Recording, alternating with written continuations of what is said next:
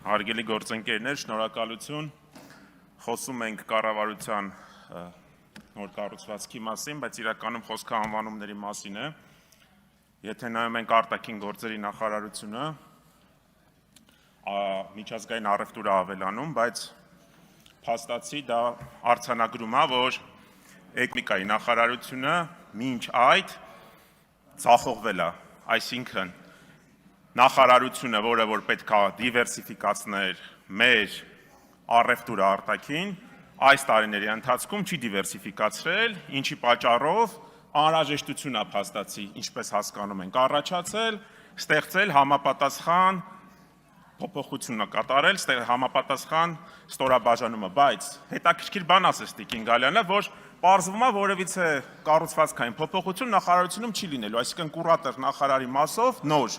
որպես այդպիսին հայտնի չէ։ Հարգելի ընկերներ, մենք գտնում ենք, որ պետք է լինի համապատասխան փոխնախարար, ով ամեն շաբաթ կգնա դեսպանատներ, դեսպանների, առևտրային կցորդների, հյուպատոսների հետ միասին կքննարկի, բիզնես ֆորումների մակարդակով հանդիպումներ կունենա։ Մենք մի քանի անգամ դա բարձրաձայնել ենք, որ մեր երկրի ղեկավարը, մեր էկոնոմիկայի նախարարը, նախարարները եւ ոլորտային գերատեսչությունների պատասխանատուները արտաքին գծով պետք է որս բերող լինեն։ Պետք է որս բերող լինեն եւ ես շատ կուզենայի, որ մի ձևաչափ լիներ եւ որ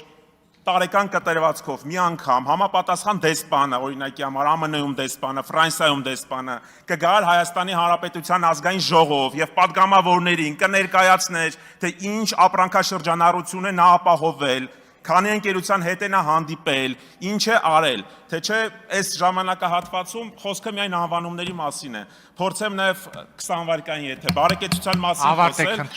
բարեկեցությունը հարգելի հայրենակիցներ, նախորդ ծրագրով կիսով չափ պետք է աղքատությունը հաղթահարել էր, 27-ից դառնար 13։ Հիմա նայում ենք, որ հիմա 21.7 է աղքատությունը, թող լինի 20 վերջին տվյալով, 5%-ային կետով է իջեցնում, ընդհանուր 15% է ստացվելու, այսինքն եթե դա 10 վայրկյան ավարտում եմ, եթե դա բարեկեցության մասին է, առնվազն աղքատության ցուցանիշը պետք է 2 անգամ նվազեր, ինչպես օրինակի համար դա տեղի ունեցավ Վրաստանում։ Շնորհակալություն։